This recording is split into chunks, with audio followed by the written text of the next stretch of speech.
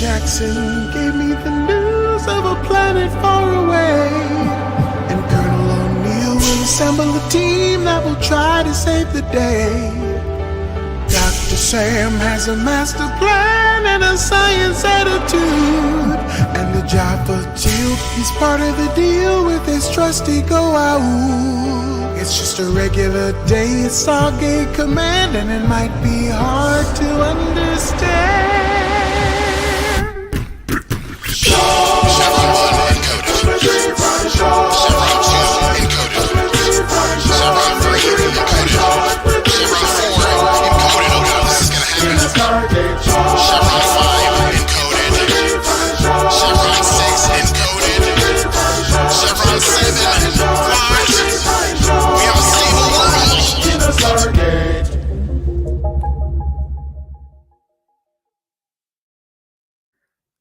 Welcome back to your fashionably late live stream. Do we have a stable wormhole? This is a record for how late we are. I'm your co-fry, Sarah. I'm your co-fry, Christina. I'm your co-fry, Wells. Oh my god. Clarification, Christina's Wi-Fi was like horrible. There was such a time delay.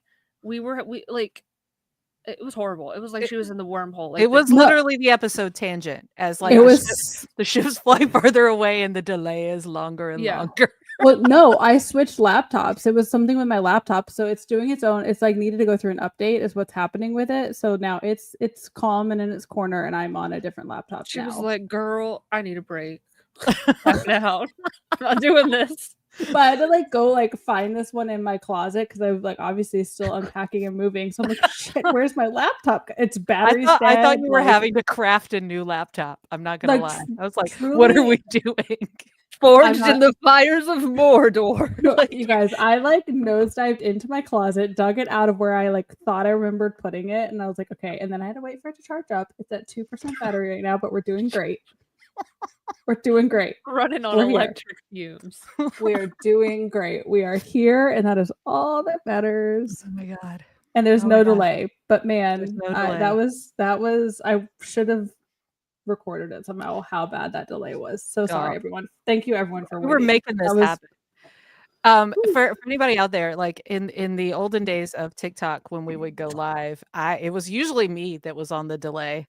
But we started this thing where, because it was so hard to tell like what question was being answered or whatever. So the question always now for a delay question is, what color is the sky? And then the answer is blue, or maybe it's red next week because of the episode, but whatever. So like there were so many, what color is the sky? And then a solid 10 seconds. Blue. I'm not even kidding you. Yeah. Yeah. Oh god. So anyway, thank you guys. I do apologize, but that was out of my control. We are here now. Mm-hmm. And it's been a long time, and that's my fault. I'm so sorry. No, you've been quite busy bee. A lot. But we are here today to talk about season 5, episode 4, The Fifth Man. But before we get into the episode breakdown, let's jump into Frybox and talk some shit. God, I haven't. Oh, hold on. It's there. We go. Short, 'cause we're 3 fry short. All right, we're here now. Rusty. Well, I am rusty. You have been quite busy lately, boot scooting around. I have all the places. What have you been up to? Well, the last time we podcast, right? I was in Vancouver. Yeah. And I was there for a while that time. And then I came home, and then I went to Dragon Con.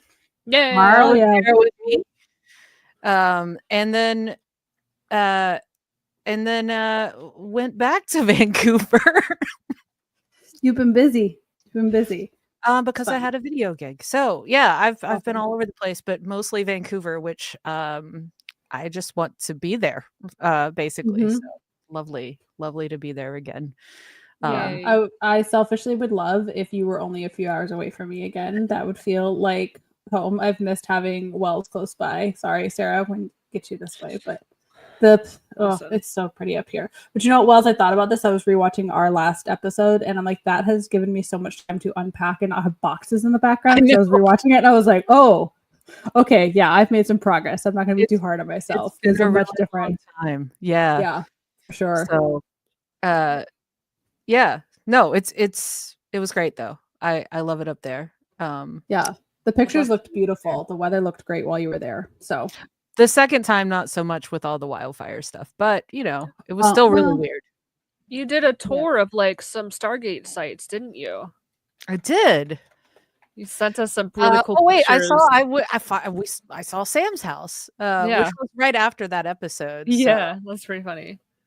Yeah, but very cool. No, it was great. It was great. Yeah. Awesome. But we're back, and then it feels good. Get back in the swing of it. And Sarah, have people know you're getting hitched soon, right? I realize there's a lot of Wells updates, but like Sarah's got like a big thing on the horizon here soon, y'all. I'm getting how many days? I have a countdown. 56 days. November. I keep fucking up the day. I will keep wanting to say November 11th, but it's November 9th. It's a Sunday. So I mean that's fair because like November 11th is like Veterans Day, so 11. it's just I get it. I'm so excited. That's gonna be such a good time. There. Lots of peeps are gonna be converging in my area.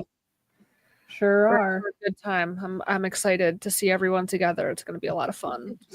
Yes, it will be great. No pressure on you guys to bring the fun. Okay. You know how I get. I need to stare at a wall sometimes, and I can't be doing that at my own wedding. So like, we will protect you so you can stare at a wall, and like we'll pretend like it's something else going on. We'll give you decompress time. We got you. But yeah, so that's coming up. I'll have to take some time off of that in November. It'll be super fun. I really can't wait.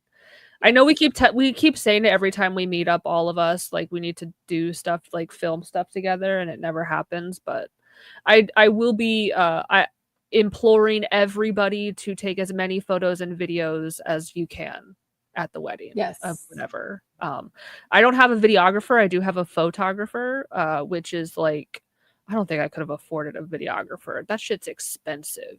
And I could talk very transparently about how much shit is costing if people want to know. I don't care. I'm not embarrassed. It's expensive out there. It's very expensive. And I'm cutting costs too by doing like fake florals and whatnot. Hi, kitty. So there's certain things where it's like, I don't know how much real flowers would cost, but I don't want to know. Yeah. But like, I do want to have someone like video record like the ceremony. We got you. It's not like Wells isn't, really great at video and stuff. Listen, I'm off the clock. Yeah, I don't want to give you a job. But as a group, no. But as a collective group, I think between the collective, we will make sure certain things are captured. iPhone footage is that's what I mean. Like, we'll at least make sure some key things are done. Yeah. Listen. But yeah, that's coming up. It's getting here. It feels so far away, but it'll be here before we know it. So. For sure. Also, in other news, just because I just went to the movies yesterday, I don't really go unless there's something I really want to see. I went to see The Long Walk. How was it? It was good. It was a Stephen King adaptation, and I've talked about this before on the podcast, so I figured I should bring this up. My gripe with Stephen King is that I think he has really great ideas, and he is a great story creator. Like his ideas and his stories that he comes up with are fantastic. I hate the way he writes them. I fucking hate it. It's so not enjoyable to me. I can't. I only got through The Stand because I really loved the miniseries and I listened to it on audiobook, so it was a lot more. And I skipped the Trash Can Man episode. Don't come for me. Or episode, a chapter. It was like 100-page. I'm not fucking doing that. I'm skipping that. So that's the only reason I was able to get through The Stand. I tried to read The Long Walk before the movie came out so that I could, I'll give it one more try. I couldn't do it. I'm like, this is terrible. Sorry. Don't come for me. But I've always stood beside. I think his stuff translates so well to screen, whether it is a television miniseries or a movie. And this confirms it for me.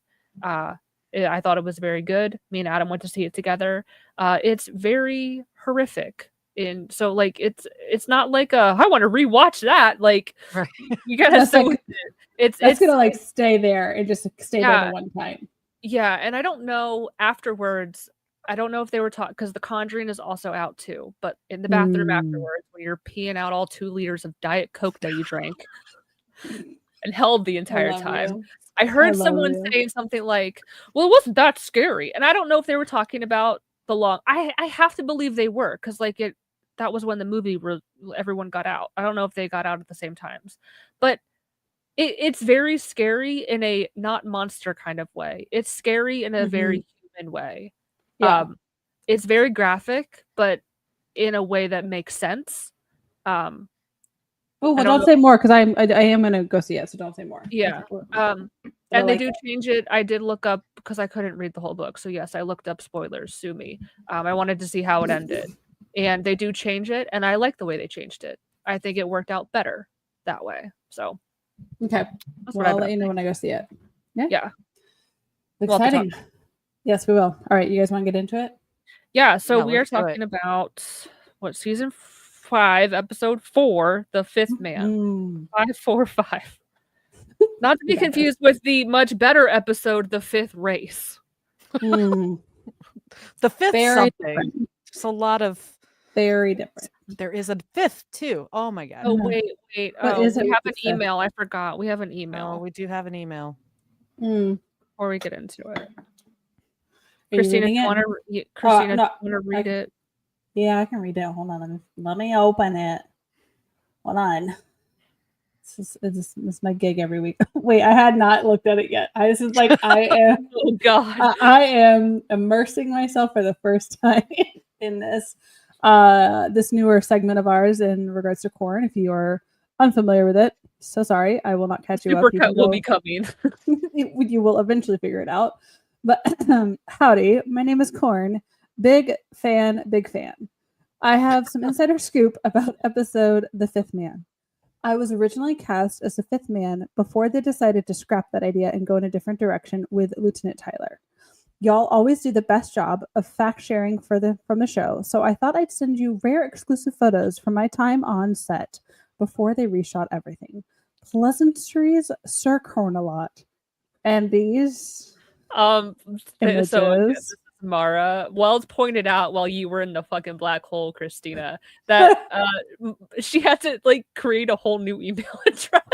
It's from a different email address. It's from Corn. It's the trolling. The level of trolling is unmatched. Corn Media 3.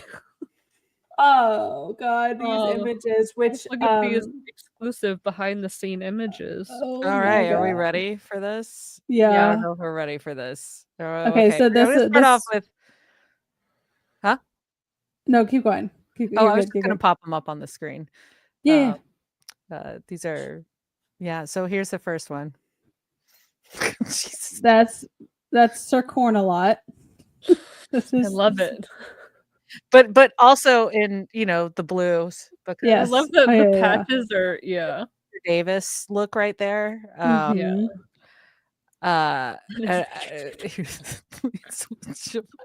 This one, I feel like this is a cosplay that I need to make happen with very niche audience. The helmet is killing me.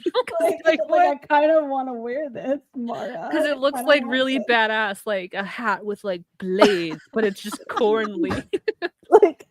Okay, someone please help me make this happen. We can do this. It can be done. For sure. Need some armor.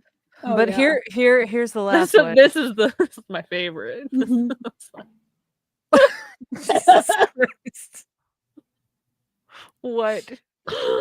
Oh my God. I can't. Oh my God.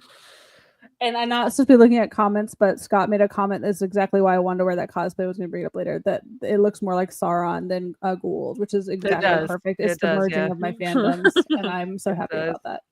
Oh my God, this is amazing. Mara, your trolling is next level. So now, if anyone else wants to join in on corn, truly corn, not the corn. not spicy corn. Oh God. So thanks for that, Mara. Appreciate you. I can see you're emailing now. I don't know who this Mara is. This was Corn. I don't know why you're giving someone else credit for my email. Sorry, Sir Corn-a-lot. Sir Corn-a-lot. Yeah. Yeah. My deepest apologies. All right. Anyway, we are talking about season 5, episode 4, The Fifth Man. What are our overall thoughts on this episode? What did we think? Before I rewatched it, what did I say? This is not an episode that I'm particularly fond of. If memory serves me right, it was a big fat nothing burger. And then after rewatching, yeah, it kind of sucked. It was fine. Like, I don't think it sucks. It is kind of a nothing burger for your for per your nothing burger scale requirements, but we need to make one. What was like the worst nothing burger episode? Like nothing burger and like nothing burger. Yeah. You got to be like, Yeah. I don't know. I'm indifferent to it. I feel like we'll get good conversation as we go through it because we always do. We like fill it in with something as we're all coming to it from different places. I got a good meme out of it. For sure. But like, yeah, I don't know. Maybe let's talk about it and then like at the end we might have more to say because I feel like we all kind of agree. It's kind of, it's not bad. It's not good. It is truly. It's fine. Yeah. So our episode opens up with a very dramatic combat scene. SG-1 are under heavy fire from Jaffa off-world, and they are fleeing to the Stargate. Sam, Teal'c, and Daniel are at the gate and ready to go, but Jack and another soldier named Tyler are hiding off in the woods somewhere. They aren't going to make it in time. Sam offers to hold the proverbial door open, and Jack tells her to go without them and come back with reinforcements. So Sam, Daniel, and Teal'c make it through and tell Hammond that they had to leave Jack and Lieutenant Tyler behind, and Tyler is injured. And Hammond is like, "Skirt, what? Who is Lieutenant? Skirt, pump those brakes, guys. Who the fuck is that?" And this is where I thought of the meme. So do we want to show the meme now? Yeah, let's just show it now. Let's show it now. So this is General Hammond when they are talking about Lieutenant Tyler. I hate to say it. I hope I don't sound ridiculous. I don't know who this man is.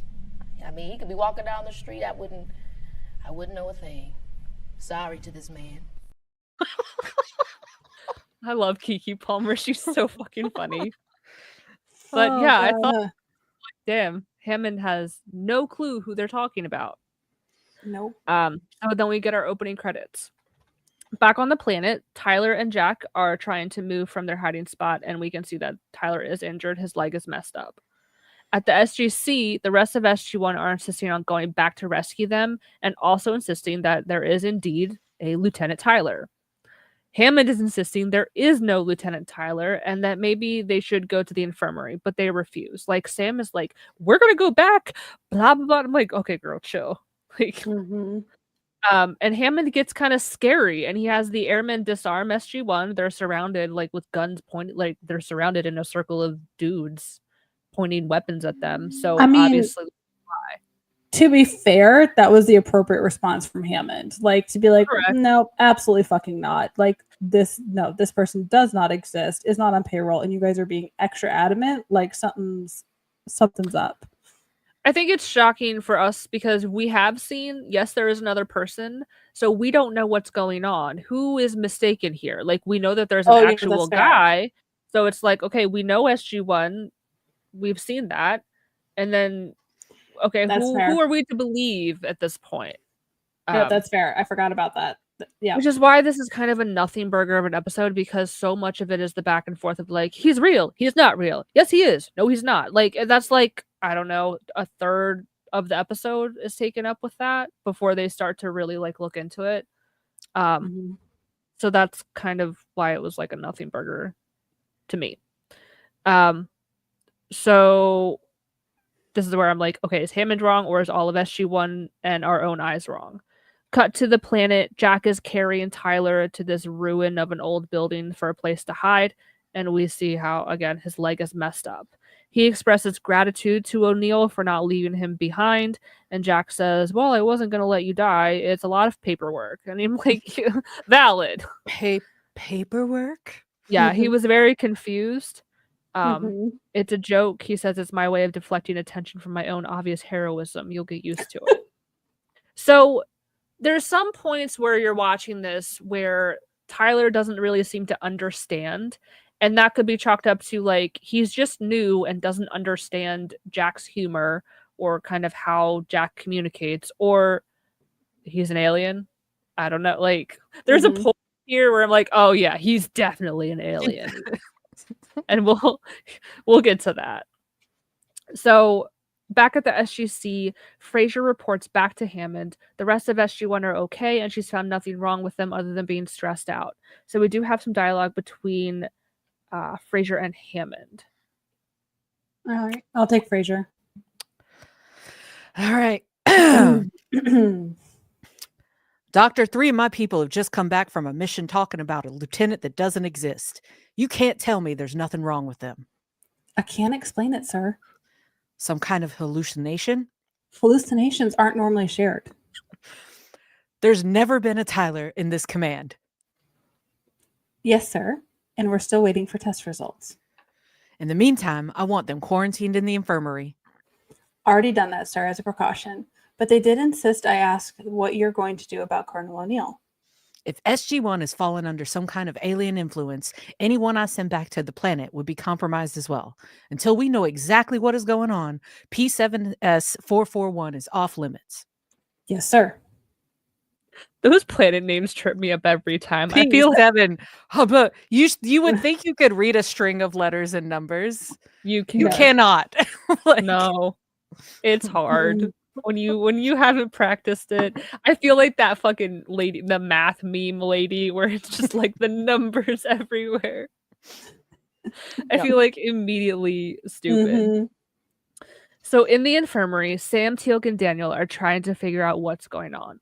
Both Hammond and Fraser don't remember Tyler. Could they be suffering from amnesia, or could SG-1 be the problem? They're trying to figure out who is the idiot here. Is it us? Are we stupid? Are we messed up?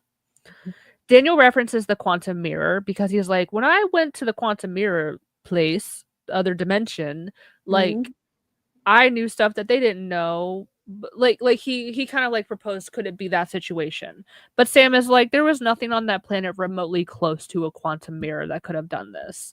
And then Teal'c proposes, could the gate have malfunctioned? And in short, no, not like this. There's no evidence to support that. If Lieutenant Tyler is real, there should be some paperwork or personnel files on the base computers. Sam tries to access her files, but she's been locked out. She's been raid. Oh, I was so mad. They were so quick on that. Jerks. Yeah. They yoinked her access with expeditious speed. Daniel says, so you can't get in? And she's like, well, I didn't say that. And I'm like, yes. I love that little scene. She's like, you like 90s style hacking. Lots of typing. Early 2000s. Lots of angry typing in single finger code. Yes. Lots of screens come up with the black background and green text as you hack. Hey, at least it's not the movie Hackers where they actually like soar through. Does anybody else see this movie? Oh my god, yeah. Angelina Jolie Hackers. I can't. Like, go into the computer. I can't. No. That's no. Swimming through the code of the zeros and the ones. I'm sure somebody really thought they had like caught on to something great when they were like, listen, this is how we'll show it in the movie. Like, it makes me think I'm dating myself here with my cartoons that I watched as a child, but it was the Fairly Odd Parents information superhighway or something where he like jumps into the internet, and that's what I'm picturing right now. So see, Sarah, the internet didn't exist when I was a child, so very much dating myself because I remember the internet being we were making fun of you while you were trying to get back on and wondering if you had some fucking dial-up going on over there. Listen, old school modem sound. Yeah, that AOL man. So connect. We're good. Okay, sorry. Yeah, back on track. So back on the planet, Jack takes inventory of the weapons they have. Tyler dropped his gun when they got hit, but they have 4 mags, 2 clips, a little C4, and some grenades, and a launcher. So honestly, they're sitting pretty good for only 2 guys carrying all that shit. Oh, for sure.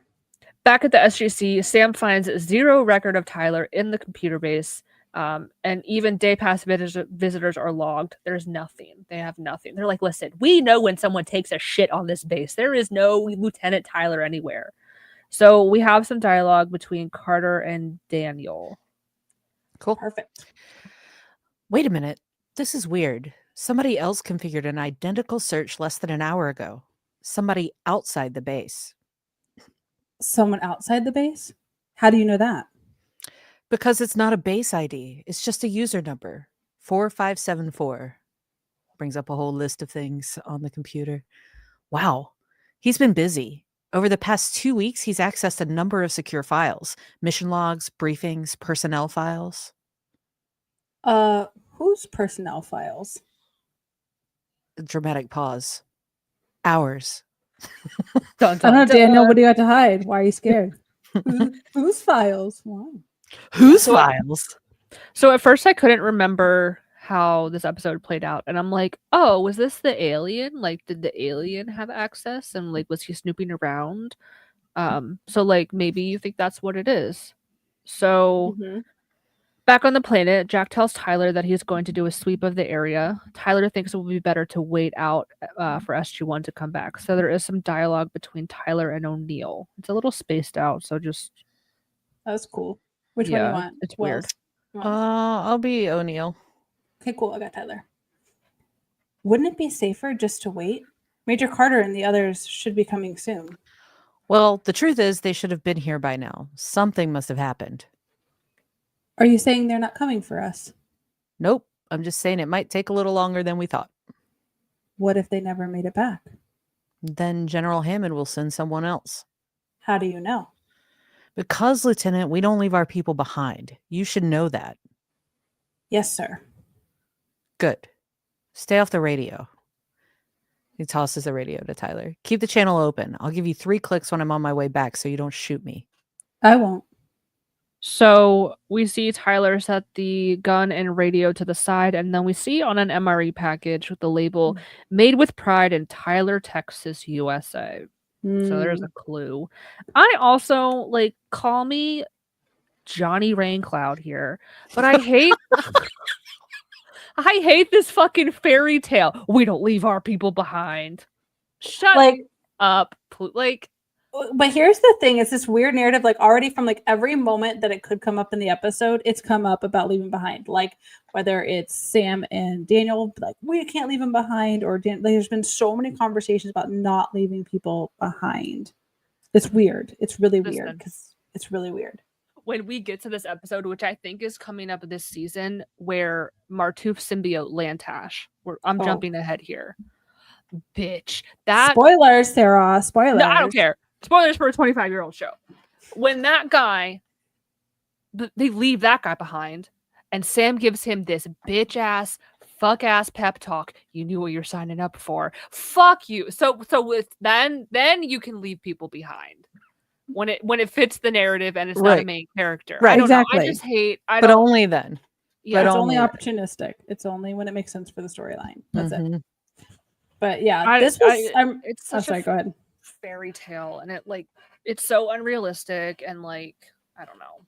I think I liked that they talked about it in this way because this was the first conversation I remember where I'm like, oh, I think something's up with him. That's when I started to figure out, because for me, I'm like, wouldn't you know that people would try to come back for you? Wouldn't you know? So I think it's one of the good ways that they were able to kind of cue us in slightly, as annoying as it is, because like, yeah, we don't always leave people, it could be because at this point, if you're watching this for the first time, you could think either 1, he's an alien, or 2, he could be passed off as like this very green young soldier who doesn't really know the ropes yet or how things work and is kind of scared and maybe in a little over his head.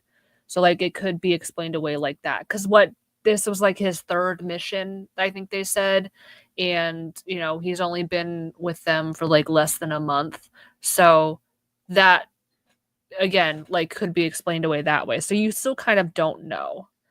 Fair. Back at the SGC, Walter tells Hammond that the map they sent back was shot. They send a UAV and they're able to communicate with Jack for a fraction of a second, and he's able to respond and tell them that he and Tyler are still here and the place is crawling with Jaffa. So Hammond is like, well, god damn it, he mentioned the guy too. So Hammond determines that Jack is also affected by this same thing affecting the rest of SG-1, and therefore a rescue mission has to be ruled out until they know more. Walter suggests sending a second UAV, Cut to Colonel Simmons entering the control room, and he says, I don't know. That's a good idea because those things aren't cheap. So here's our fucking Simmons cartoon villain for the day. Wow. Haha. But in a business suit. Haha. Like, oh yeah, like why does he wear civilian clothes if he's a colonel? Like, that's so weird. He's not in like the military garb. I don't understand. Is he retired though, and he's taken on a different position? No, he's posted at the Pentagon though. I don't know. He's working for Kinsey. We know it. Or maybe he is out of act, but you know, they would still use. They'd still use his Colonel. They'd still use his title. Yeah. That would be my assumption. Is he's out and then now in a different assignment. Yeah. So Simmons tells Hammond that 3 members of your team are voicing concerns about their imaginary friend. There's some room for concern, and this requires an independent investigation. So they're gonna come in and stomp all over the SGC and do their own thing. And you can see Hammond looks at his red phone. And Simmons clocks it, and he tells Hammond, go ahead, but you're going to play that card too often, and you're going to run out of phone of friends to use, like, if you overplay that. Which is valid. Like, it does make Hammond think twice, and he does not call. He does say, we have an officer off world. There's nothing, I can do for him until I get to the bottom of this. And then Simmons pulls the whole, well, then we should work together. Like, it's like when the FBI go to the small town cops and the cops are like, ew, yucky, the feds. But, we got to work together to solve the crime. But I don't like it and I'm going to pout. Blah, blah. But the feds have shiny toys that they can use to help the small town cops that don't have 2 pennies to pinch together. Yep. So, cut to the briefing room. Simmons begins questioning Daniel on his report. And then in the infirmary, Janet is inspecting one of the jackets that's being bagged up, and she notices a residue and sends it off for testing. Then she has a flashback memory to passing by Lieutenant Tyler in the hallway. Back in the briefing room, Simmons is grilling Daniel, going over footage of the briefing where Lieutenant Tyler is very clearly not there. And Simmons then brings up Sarah Gardner, Daniel's ex-girlfriend, aka Osiris the Gould now. And he's doing a lot of mental gymnastics. So he says, Dr. Jackson, I'm here to investigate potential alien influences over Stargate Command. The fact that a Gould has taken your ex-girlfriend as a host has everything to do with it.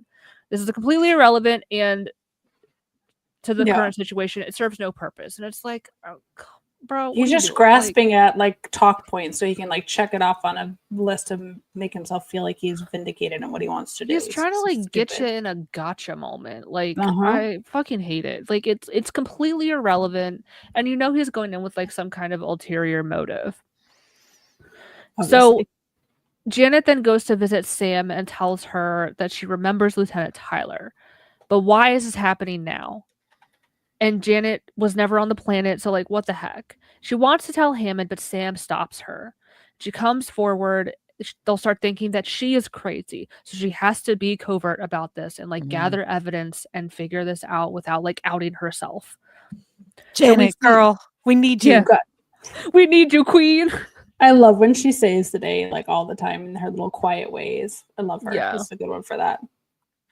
So we see Hammond break down, and he goes for the red phone. Cut to like a montage of him like making phone calls, looking very serious. Where are they? When can I speak to them? What do you mean? Like, it's just like that kind of thing. But he seems to get nowhere because I think he's trying to get to like the bottom of like, what the heck is Simmons doing here? What is his motive? Like, who sent him? We don't know who gave his orders. Yeah. Cut back to the planet. Jack tries to make small talk with Tyler, and Tyler is worried that Jaffa will never stop hunting him. Back to the briefing room, Simmons is now interrogating Teal'c, once again bringing up things that have nothing to do with the current situation. And Teal'c shuts him up pretty quickly. It was pretty good. I love that of him. He says, if I were so loyal to the Gould, you would know it. It would be immediately apparent, as I would not hesitate to kill you where you sit. And that shuts Simmons up real quick. Back on the planet, we see a glider fly overhead and double back. Jack is able to shoot it out of the sky and wonders where it came from. Tyler says it might be the glider we saw leaving the area when we were checking out the crashed ship transport. And Jack is like very confused. He's like, huh? Okay, yeah, sure. So back at the SGC, Simmons is now interrogating Sam, once again bringing up shit that is completely irrelevant. But Sam is like, "You're not gonna get me, bitch," and has an answer girl, for every. go. Yeah, she's clocking him and has an answer for every one of his bullshit questions. Like, well, why doesn't Tyler appear in your report? And she's like, well, Daniel's always on missions and he's not always in my report. Doesn't mean he wasn't there. So then Sam really clocks him and she's like, you're the unknown user who's been snooping around in our files. He doesn't care about Tyler. He just wants something he can use against them. Then she asks who he is getting orders from, and Simmons cuts the interview. He's like, this interview is over. She's like, yeah, that's right, bitch. I got you. I got you before you could get me. Back on the planet, Jack is setting up traps. And he's like planting C4 and whatever. And Tyler is worried and says, he says, I cannot let you die protecting me. Spidey sense is tingling because we all know aliens don't use contractions and they enunciate every single word. Over enunciate. I cannot let you die for me. I'm like, okay, he is an alien. Him and Teal'c, man. That's the cue. We're like, okay, they're over enunciating. Yep. Back on the planet, back on the base, Janet has results on the residue. So we have some dialogue, Fraser, Hammond, and I'll get the Simmons that's in there. Okay. All right, cool. Do you want to stick with Hammy? Or do you Sure. want to take Fraser? Okay. So Fraser says, well, I'm not 100% sure, but its chemical structure closely resembles cortical acid. Maybe Oh, you should yeah, take it that's as all. well. Acetylcholine. Thank you. Yeah. Which is a neurotransmitter that helps to regulate and process human memory. I believe that Lieutenant Tyler, or the idea of Lieutenant Tyler, is nothing more than a chemical implant. Here, take a look. And then, like, looks at a CAT scan image. You see, the effect is greatest here, in the temporal lobe associated with face recognition. I think it's possible SG-1 encountered someone on the planet who exposed them to this compound in order to convince them that he, she, or it was somehow familiar. We're not talking about a vague sense of recognition. We're talking about detailed memories that go back weeks before they ever set foot on that planet. Yes, sir. And obviously, their own minds provided the details necessary to complete that illusion. Oh, didn't your... Oh, sorry. Sorry. Didn't your first report say the MRIs were clean? They were. The chemical dissipates fairly quickly. So what's that? That's me. I was exposed. The chemical passed through a layer of plastic, which is probably why I experienced only a diminished effect. But this is how I figured it out. You were exposed to an alien chemical, and now you claim to have figured it out. Sir, knowing that the contamination requires close proximity, I am confident that SG-1 could return to the planet and avoid further contamination. You can't trust her, and then I walk away. General, please. This could be Colonel O'Neill's last hope. Okay, so we found out it's this compound, so we're pretty sure now that Lieutenant Tyler is indeed an alien. What movie was it where, like, I think it was Unusual Suspects, where Kevin Spacey is like pulling all the details and adding it to his story and whatnot. He Kaiser Soze'd that shit. Yep. So back on the planet, Tyler finally confesses. So this is between Tyler and Jack. All right. Colonel, I'm not what you think I am.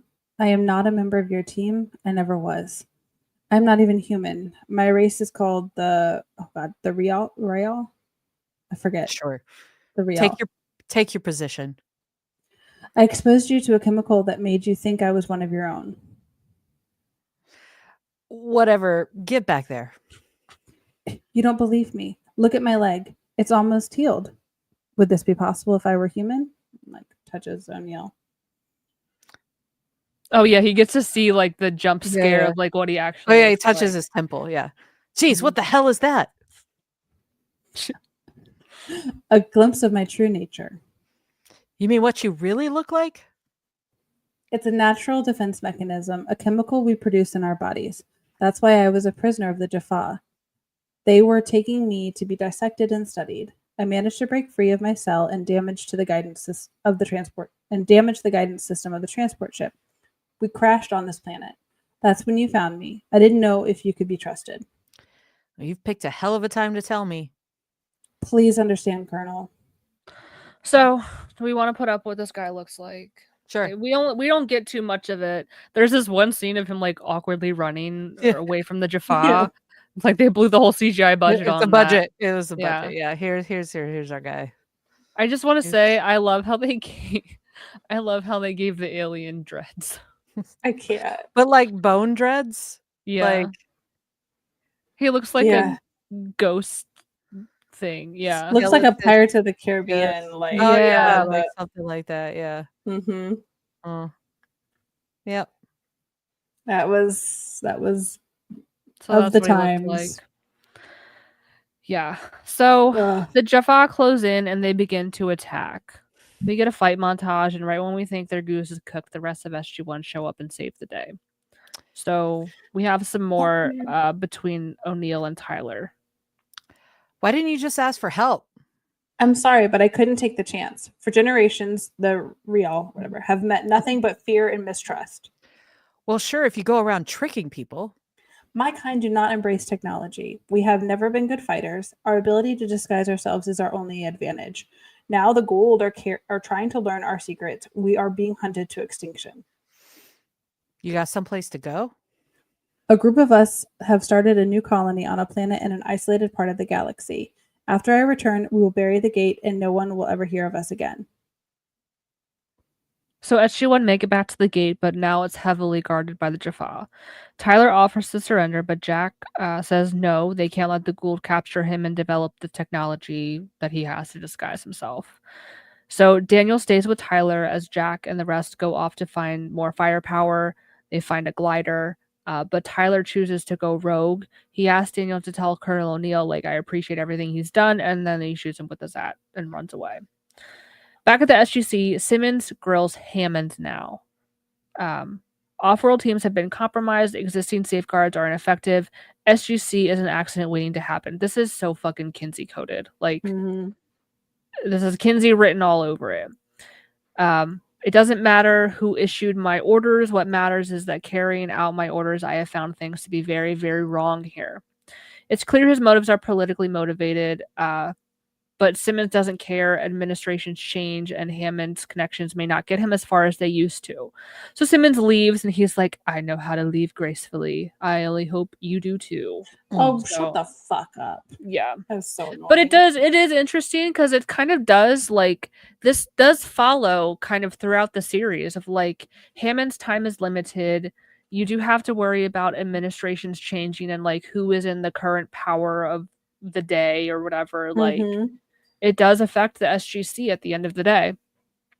And I think we've gotten by 4 full seasons into a 5th season now with Hammond being able to, like, pull the whole red phone thing, and we've kind of stomached that.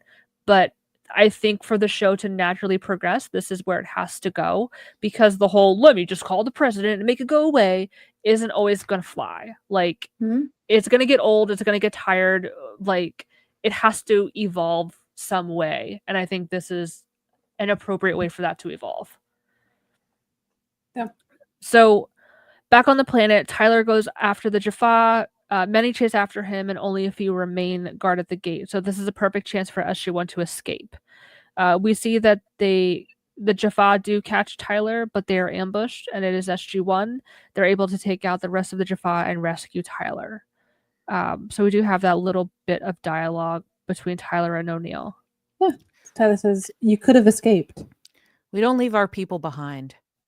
But I'm not one of your people. Could have fooled me. Actually, you did fool me. Come on, let's go.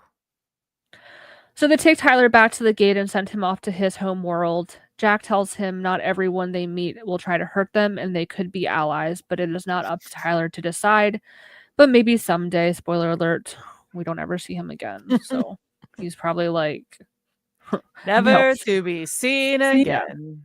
Someday but he's is like, never. you know, I'll try to convince the others, and maybe someday then Jack can take him fishing, because he did talk about, like, there was a scene where they talked about, like, where Jack was from and what he was born in Chicago and raised in Minnesota, and what's it like there? Is it nice there? That kind of stuff. So, but that was, yeah, wow, that was pretty fast. I'm not gonna lie. That was a speed run through this episode. Yeah, That really there really wasn't much to it. You want to check the comments and see? Yeah, I started some, but there might be more in here as well.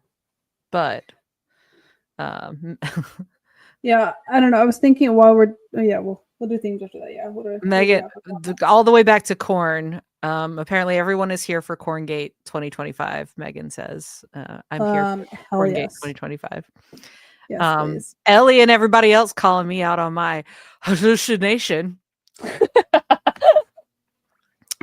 Thank you for that. Hallucination.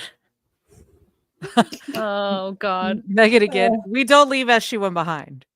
Exactly. Other teams, meh. The red shirts are fine. We'll only leave you behind. We'll only not leave you behind if you're a manic pixie dream, SG1. Yeah. This program brought to you by the U.S. Air Force. Enlist today. They definitely won't leave you behind.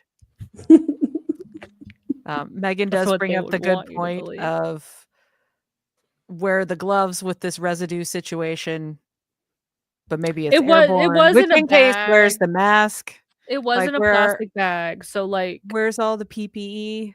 She wasn't raw dogging it. I mean, it was bagged up. How'd it get in the bag?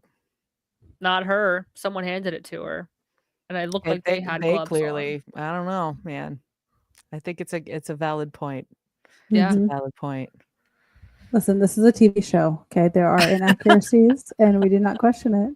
Okay. Remember, like, I just wonder what the whole like bullshit of them coming home has to entail, like, of all of the accumulated shit where it's like, okay, we got to hit him with an EM because of that one episode where they brought back some electrode thing. So like they get blasted with an EM pulse as soon as they get through the gate, and then they have to get like a CT scan to make sure they're not Goulds because of Kowalski, and like all of the like shit. It's probably like a 6-hour long process of them just like going through the ringer of like, because of all of the, we got to make sure you're not going to turn into like Neanderthal people, so let's give you some antihistamines. I don't know, right. Like just shit like that, like blood work or whatever.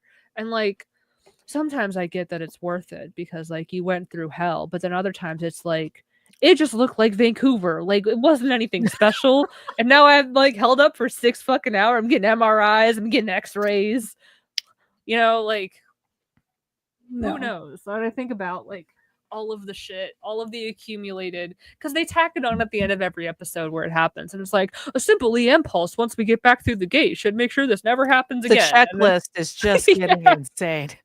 Like, yeah, popping a Benny before every time, you know. Yeah. No, it has to be a non-drowsy. They don't want to be falling. They don't want to see the hat man out of the P4X739. No, it turns out that's where all of the Hatmen are from.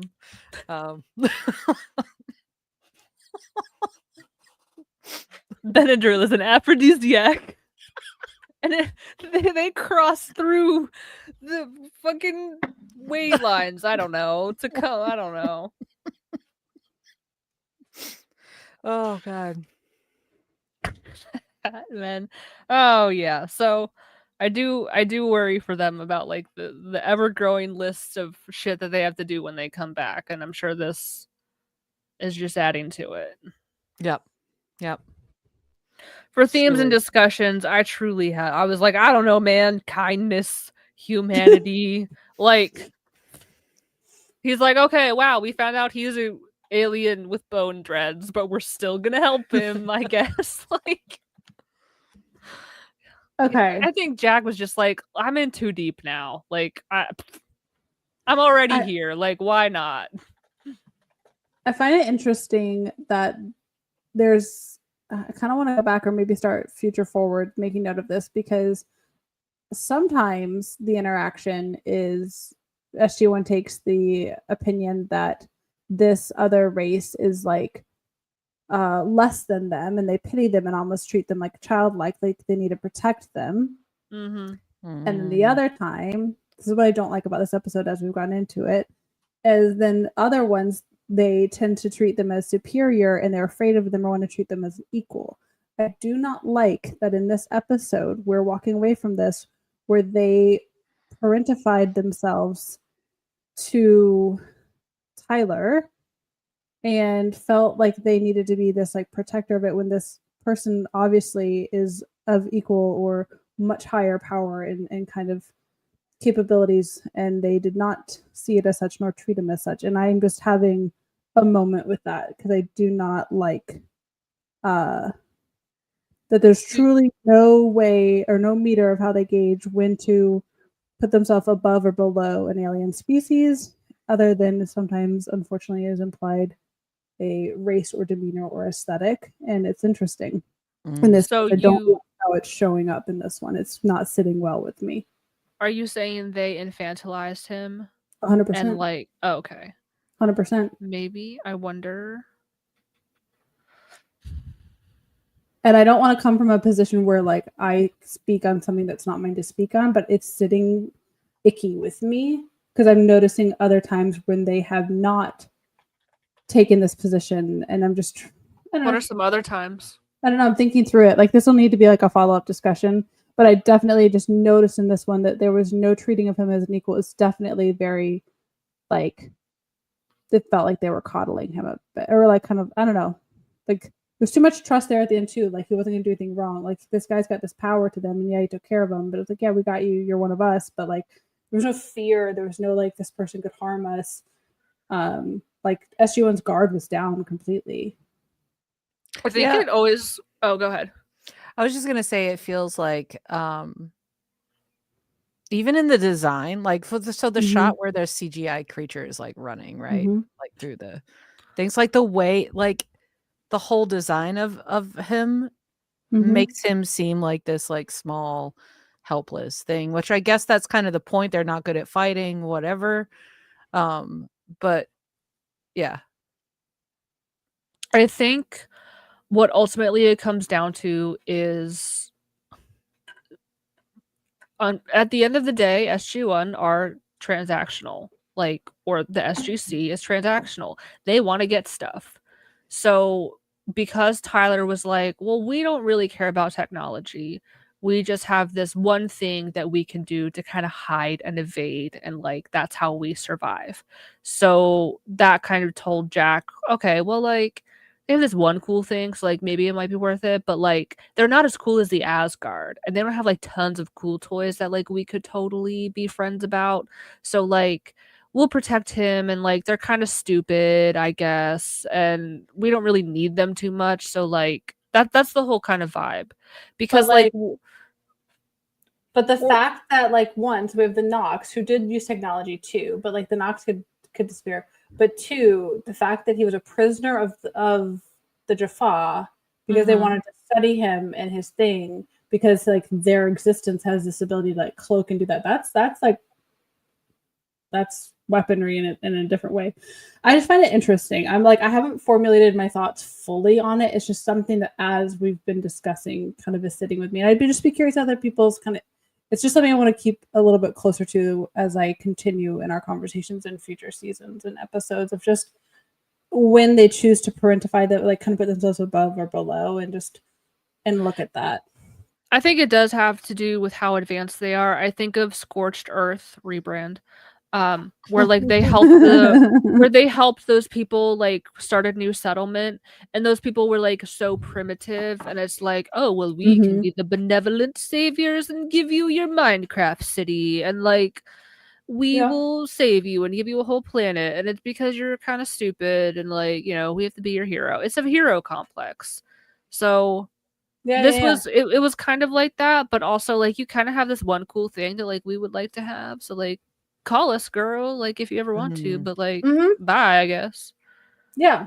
And like, I don't think this is like a heavily coded one. Like I'm not like causing like a lot of like concern. Just something that like made me start thinking about it. It's not that I have a formulated full opinion or kind of position on it with this one, but something that is causing me to pause or think. So that's all. Yeah, it's definitely worth thinking about.